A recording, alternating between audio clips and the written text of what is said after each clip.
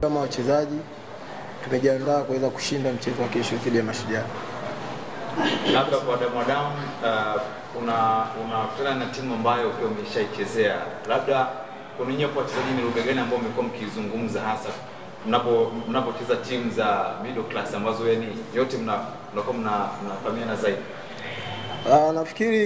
Nafikiri kila timu ambayo ipo kwenye ligi ya NBC ni daraja la ligi kuu ya Tanzania.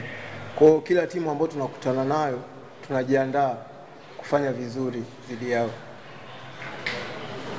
Swali lingine?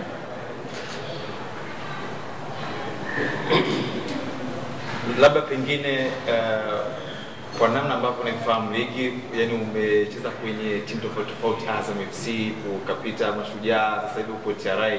Labda kwa msimu huu ushindani unaonaje hasa wa ligi kwa namna yani ambavyo unavyoona zaidi?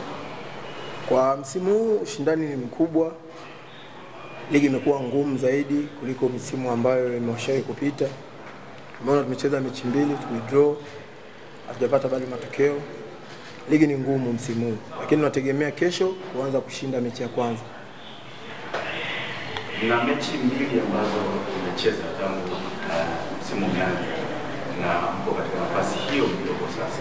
Wenzenu wana mechi karibu 4. Nafasi mlioko sasa mkiwa na mechi mbili tu, naona pengine mna nafasi ya kuondoka na chance kubwa pengine ya kuondoka kwenye eneo hilo na kwenda mbele zaidi. Nafasi ipo kutokana na sisi tumecheza mechi mbili na wenzetu wamecheza mechi 4. Nafikiri mpaka tunafika mechi 4 na sisi tutakuwa kwenye nafasi nzuri. Nafasi ipo kubwa sana.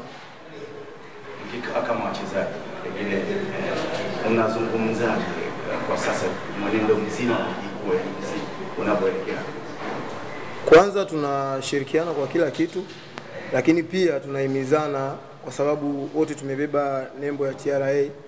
Kwa hiyo tunahimizana sisi kama wachezaji kuweza kuhakikisha timu yetu inakuwa katika nafasi nzuri.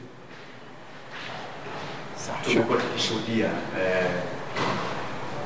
wachezaji wanapokuwa kwenye timu ambayo pengine ina nafuu ama ina uwezo wa kifedha, mara nyingi huwa wanazorota na kupoteka kidogo.